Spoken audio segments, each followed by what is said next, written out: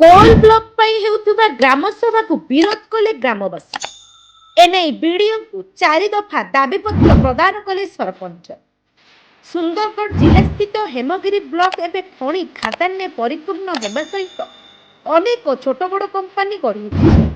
ହେମଗିରି ଅଞ୍ଚଳରେ ପ୍ରଚୁର ମାତ୍ରାରେ କୋଇଲା ଗଚ୍ଛିତ ଥିବା ବେଳେ ଏହି ବ୍ଲକରେ ଅନେକ କମ୍ପାନୀ ଖଣି ଖନନ କରିବାକୁ ଚାହୁଁଛନ୍ତି। ଏମସିଏଲ, ବେଦାନ୍ତ, ଓସିପିଏଲ, ଏନଟିପିସି ପରି ଅନେକ କମ୍ପାନୀଙ୍କ ନଜର ହେମଗିରି ବ୍ଲକରେ ରହିଛି।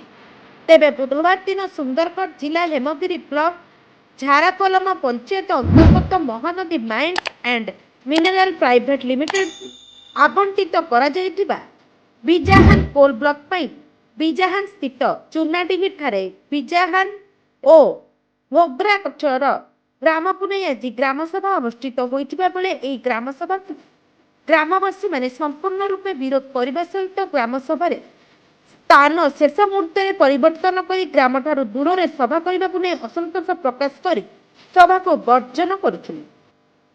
ଏନେଇ ସୁନ୍ଦରଗଡ଼ ସଦର ବିଧାୟକ ଯୋଗେଶ କୁମାର ସିଂ ଉପସ୍ଥିତ ରହି କମ୍ପାନୀ ତରଫରୁ ଗ୍ରାମବାସୀଙ୍କୁ ଉଚିତ କ୍ଷତିପୂରଣ ବାବଦକୁ କୌଣସି ଲିଖିତ ସୂଚନା ପ୍ରଦାନ ନ କରିବା ସହିତ ଗ୍ରାମସଭା କରାଯାଇଛି ତାହାକୁ ନେଇ ଅସନ୍ତୋଷ ପ୍ରକାଶ କରିବା ସହିତ ଗ୍ରାମବାସୀଙ୍କ ସହିତ ଆଲୋଚନା କରି ଏହି ଗ୍ରାମରେ ସଭା ବିରୋଧକୁ ସମର୍ଥନ କରିଥିଲେ।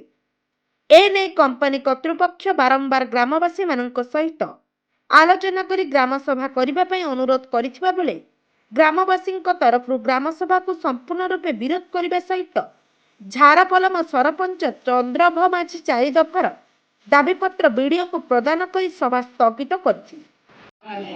सर आज जेन मीटिंग हेबार थला ग्राम सभा से नहीं काना आती आज देखन ग्रामसभा हेबार थिला किंतु ग्रामवासी समस्ते ताको विरोध करले जेहेतु कंपनी आज तक कौन तार जहाँ जहाँ लिखित आकार देता तार उत्तर निहा दिया जितकी डिमांड करा हेतला लोकन क्षतिपूरण से क्षतिपूरण कौन तथ्य निहा दिया तो तथ्य नहीं देवार द्वारा ग्रामवासी निष्पत्ति नेले कि आम संपूर्ण विरोध कर कंपनी लिखित आकार जदि देला देलापर आम से तर्जमा करमु से संतुष्ट अच्छे कि न तापर आम ग्रामसभा के संपूर्ण समर्थन करमु कि करूँटा से निष्पत्ति नमु आज संपूर्ण हिसाब से ग्रामसभा विरोध करागला वर्जन करागला जिला प्रशासन के भी अनुरोध करा कि जेहेतु ग्रामवासी विरोध कर आज ग्रामसभा के बंद करा ग्रामवासी निष्पत्ति नेला पर ग्रामसभा हेबा।